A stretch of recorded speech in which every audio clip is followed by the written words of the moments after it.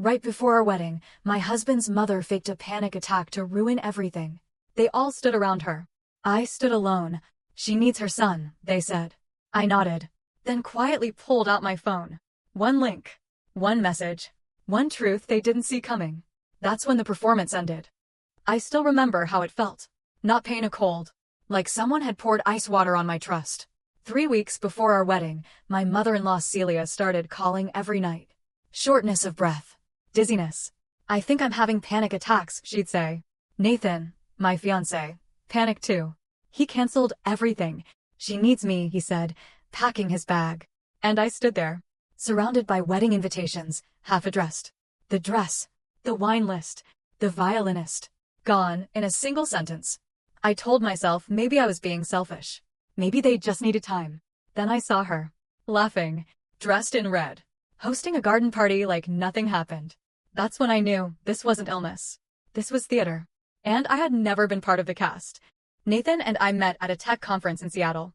We weren't supposed to be at the same table, but the schedule got mixed up, and somehow, I ended up sitting beside him during the opening panel. He made a joke about the speaker's slides being a sleep aid, and I laughed harder than I should have. That was 5 years ago. We didn't fall in love instantly. It was slower than that. Safe. Comfortable. He was steady, polite, thoughtful. We moved in together after a year, bought a loft near downtown, started talking about someday plans. Nathan wasn't loud or controlling. He was agreeable. Maybe too agreeable.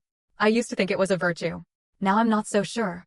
His mother, Celia, was always in the picture. A widow. Lived 2 hours away in Sonoma. Former teacher. Big in the church scene. The type of woman who baked for fundraisers and knew everyone's birthdays by heart. She called Nathan her miracle boy. He was born after 3 miscarriages and years of trying. Her pride and joy. Her whole world. The first time I met her, she brought homemade cookies and told me I had soft eyes. She asked if I went to church, then insisted on seeing pictures of my parents. I told her they'd passed away. Her smile tightened, but she didn't say anything. Later that night, Nathan said she liked me, that she thought I was strong. I didn't realize then that in Celia's world, strong wasn't always a compliment. At first, I brushed it off. The little comments. The way she'd show up unannounced. Rearranging my kitchen cabinets because that's not where the spices go. Offering to fold our laundry, then making a face when she found lingerie. Asking Nathan, right in front of me, if he missed her pot roast. The kind you used to beg for when you were little. Nathan never said anything. He'd just chuckle. Or shrug. That's just mom. When he proposed, I hoped things would shift. That she'd see me as family now. Instead, she doubled down. She wanted to help with everything. Venue suggestions. Dress appointments. Guest list revisions. At first I welcomed it, she seemed excited. But her ideas always leaned toward tradition. Her tradition. Church wedding, pastel color palette, no live band, too loud. I started feeling like a guest in my own wedding. Worse, like a child being supervised. Then came the phone calls. I'd find Nathan on the balcony, pacing, phone pressed tight to his ear. I'd ask what was wrong. He'd just say, Mom's stressed, or she's overwhelmed, or she's worried about everything being too fast. One night, I caught him wiping his eyes. She said she's afraid I'm drifting away, that I won't need her anymore after we're married. I didn't know what to say. Part of me felt for her. She was alone. I got it. But part of me, the part that kept getting interrupted, second-guessed, silenced, started to wonder if this was less about fear and more about control. 3 months before the wedding, Celia asked if she could move in temporarily. Just while the renovations wrap up on my kitchen, she said. I told Nathan I wasn't comfortable with that. We had too much going on. He nodded, said he understood. Then the next day, he told her yes, without telling me. She never moved in, thankfully, but something shifted after that. I started sleeping lighter, checking my phone more, tracking what Nathan told me versus what he told her. Not because I was paranoid, but because I felt like the third person in my own relationship. And yet, I still wanted to believe she meant well. That maybe I was too sensitive, too protective of my space. The invitations had been printed. The dress was tailored. We'd paid deposits, booked the string quartet, finalized the dinner menu. I told myself to hang in there, to be gracious, to not rock the boat. After all, she was going to be family. What could go wrong? Apparently, everything. It started with missed calls. Nathan would glance at his phone, then disappear onto the balcony. I'd hear muffled voices, long pauses, the soft of someone trying to stay calm. When he'd come back inside, he never said much. "She's just overwhelmed," he told me one night, dropping onto the couch like he'd run a marathon. "The stress is getting to her." I believed him. For a while. Then the texts started coming at 2 a.m. One night, I woke up to his phone buzzing on the nightstand. He was already in the hallway, whispering into it, rubbing the back of his neck. She said her hands were shaking, he explained afterward. Shortness of breath. Dizziness. She thinks it might be a panic attack. I sat up in bed. Has she seen a doctor? She's scheduling an appointment. I think. She doesn't want to worry me. But she was worrying him. Constantly. Nathan began spending more time at her house, just for a night or two, he'd say. I stayed home, surrounded by floral samples and catering checklists, trying to keep the wedding planning alive. Every time I tried to talk logistics, he looked distracted. Like his body was in the room, but his mind was somewhere else. With her. Celia called me once. Just once. I picked up immediately, eager to support her, to hear things firsthand. Her voice was soft, strained, but rehearsed, somehow. "Oh, sweetheart, thank you for asking," she said. "They're running tests. It's all very exhausting. Just take care of Nathan, okay? He worries so much." I told her I would. Hung up, then stared at the wall for 5 straight minutes. It didn't feel real. None of it did. A week later, Nathan dropped the bomb. "I think we need to postpone the wedding." He didn't even look at me when he said it. Just paced in the kitchen, running a finger along the edge of the countertop like he was tracing an escape route. "She needs me right now," he said. "I can't focus on all this while she's not well." All this. As if our wedding was some side project. I didn't say anything at first. Just watched him pack an overnight bag. Again. My fiancé, walking out the door, for the 3rd time in 5 days, to go take care of his mother, who may or may not have seen a doctor, but definitely hadn't sent me a single message on her own. I finally offered a compromise. "You go. Be with her. I'll handle things here. We'll keep moving forward, okay?" He looked relieved. Kissed my forehead. Thanked me for being understanding. But in that moment, I wasn't feeling kind. I wasn't feeling generous or supportive or patient. I was feeling invisible. Everything was slipping. The date, the plans, the partnership I thought we had. And the worst part? I didn't know if I was watching a family fall apart, or if I was finally seeing one for what it really was. A few days after Nathan left again, I decided to check in on Celia myself. Not to accuse. Just to understand. To be supportive. To maybe feel included in whatever crisis had hijacked our lives. I called her mid-morning. She picked up on the 2nd ring. "Oh, Danielle," she said, voice low and trembling. "It's been so hard. The tests, the waiting. I just feel so alone." I told her I was sorry, asked if she needed anything, food, company, help around the house. She thanked me, but said no.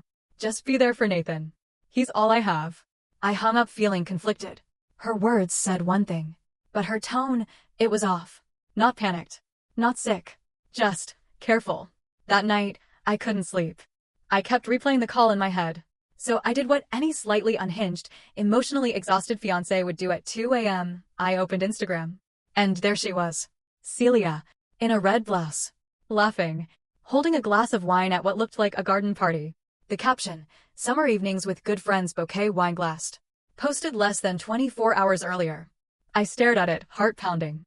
Not because she looked healthy, but because she looked radiant. I checked the location tag. It was a vineyard 10 minutes from her house. I blinked. Closed the app. Reopened it. Still there. In that moment, something cracked. This wasn't stress. This wasn't anxiety. This was a performance. I reached out to a mutual acquaintance of hers, someone from her church circle. Just a casual message. "Hey, I heard Celia's been unwell. Hope everything's okay?"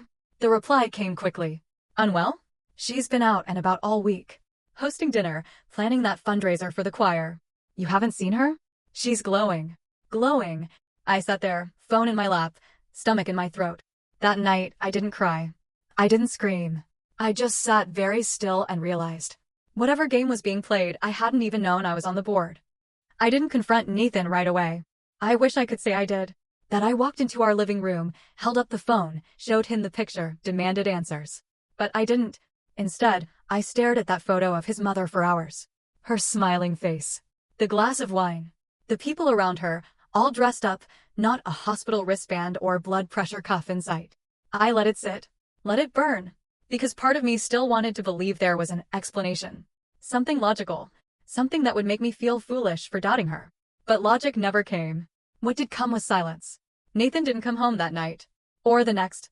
When he finally returned, he was pale and exhausted. He kissed my cheek like we hadn't just lost weeks of our lives to his mother's drama. She's better, he said. Still tired, but better. I think we can move forward now. Move forward? Like nothing happened? I nodded, but I didn't speak. Something in me had gone quiet. A few days later, I packed a bag and drove to my sister's apartment in Berkeley. I told Nathan I needed a break. That the planning, the stress, the everything, it was too much. He didn't argue. Didn't ask questions. Just hugged me and said, "Take your time." So I did. My sister, Maya, knew better than to press. She poured me wine, fed me pasta, and let me sleep in. It was the first time in weeks I could hear myself think. And what I thought over and over again was, how did we get here? From wedding planning and string quartets to panic attacks and postponements. From flower samples to photo evidence. The contrast made me sick. While at Maya's, I started looking deeper. Quietly. Carefully. I didn't want revenge, not yet. I wanted clarity. I searched Celia's social media. Nothing obvious. She was smart. But in the background of another photo, one posted by a family friend, I noticed something. Nathan. He was at that same party. Same red wine. Same string lights. He hadn't mentioned it. Hadn't told me he'd been there. The caption was casual. Wonderful evening with good company. So proud of Celia and Nathan. Proud? I sent the photo to myself. Saved it. Stared at it. When I came home, I didn't tell Nathan what I knew. I acted normal. Cooked dinner. Laughed at the news. Listened to his updates about the guest list. But I was watching now. Measuring words. Noticing gaps. Like how he flinched when I mentioned the florist calling about rescheduling. Or how his phone never left his pocket anymore, not even during dinner. I started sleeping facing the wall. I didn't mean to. I just did. The air between us changed. He thought things were getting better.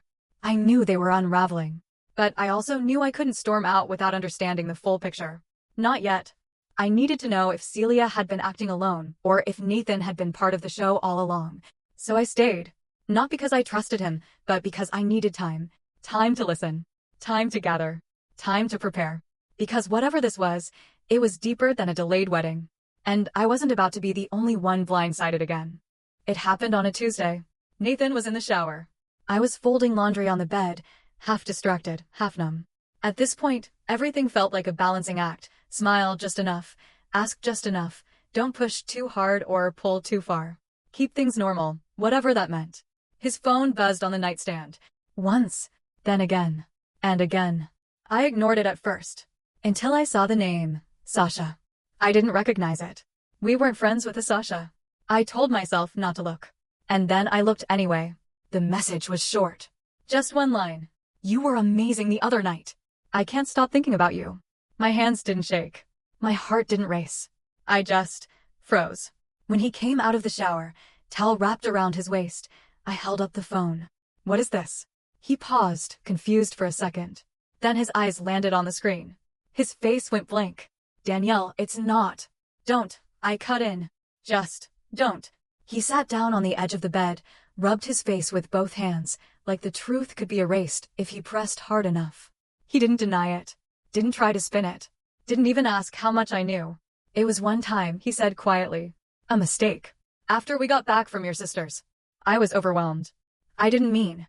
I wasn't even listening anymore. One time. He nodded. I stared at him.